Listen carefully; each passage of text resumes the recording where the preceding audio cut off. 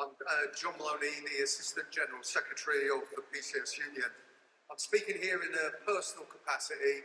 However, I do think everything I'm saying is things that the PCS Union, which is the biggest civil service union, would agree with. And certainly our policy is to support the workers and progressive movements and the women's movement in Iran, Iraq and across the Middle East. Now, it's an honour to be invited to this event. Now, I didn't know Yanar, but it's clear from what has been said here and from what I've learned that she was an outstanding comrade. And I think that was very forcefully drawn to me by the video by the young comrade from Iraq, who said that she was taken under her wing, given an education both literally but politically by Yanar.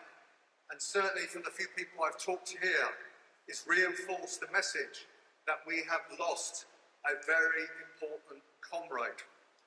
Now, we tend to use the word assassination for what happened to Yanar, but I prefer to give it its proper name, which is murder. I give it that name because assassination is clinical and it almost is clean. But what happened to her was far from clean. It was a horrible, disgraceful act. Now, why was she murdered? Well, she was dangerous. She was dangerous because she was a communist, a socialist, who believed in class struggle.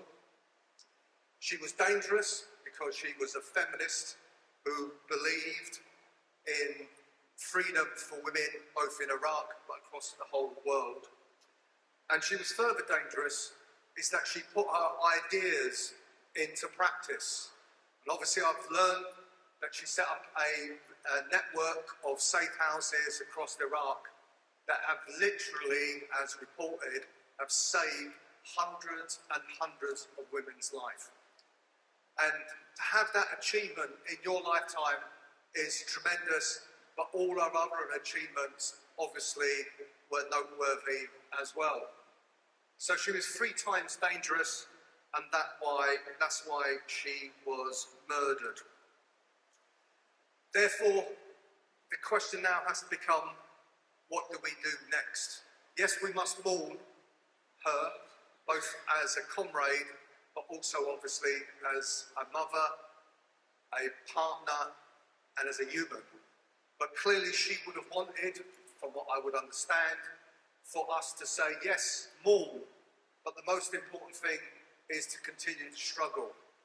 To continue the struggle for fundamental rights in Iraq, Iran, and across the Middle East. For the right of self-determination for oppressed people. For the right of workers to form trade unions, to strike and to struggle. And the right of communists and socialists to argue and fight for a better world. And that should be a memorial. So solidarity to the comrade.